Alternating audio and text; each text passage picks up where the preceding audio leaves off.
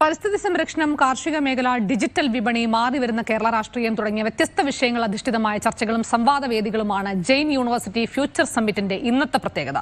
മന്ത്രി P Prasad, K C Venugopal M P, Rahul Mankoottathil M L A തുടങ്ങി രാഷ്ട്രീയ രംഗത്തെ പ്രമുഖരും വിവിധ മേഖലകളിലെ വിദഗ്ധരുമൊക്കെ ഇന്ന് വിവിധ സെഷനുകളിൽ സംസാരിക്കുന്നുണ്ട്. കേരളത്തിലെ കർഷക സമ്പദ് വ്യവസ്ഥയെ പ്രോത്സാഹിപ്പിക്കാൻ ലക്ഷ്യമിട്ടുള്ള പ്രത്യേക ചർച്ചകളിലൂടെയാണ് ജെയിൻ യൂണിവേഴ്സിറ്റി ഫ്യൂച്ചർ സമ്മിറ്റ് 6ാം ദിനം തുടക്കമാവുക. കേരളത്തിലെ കാർഷിക മേഖലയിലെ പുതിയ സാധ്യതകളും നൂതന കൃഷിരീതികളും ഭാവിയിലേക്കുള്ള വളർച്ചയുമാണ് ചർച്ചാ വിഷയം.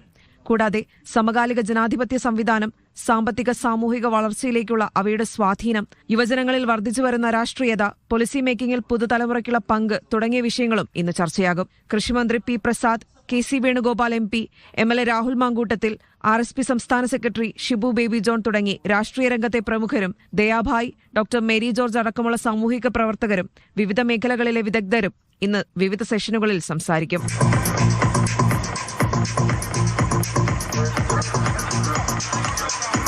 Ribin Richard street academics, MC Cooper എന്നിവർ അവതരിപ്പിക്കുന്ന സംഗീത നിശയോടെയാകും ഫ്യൂച്ചർ സമ്മിറ്റിന്റെ 6ാം ദിനം സമാപിക്കുക.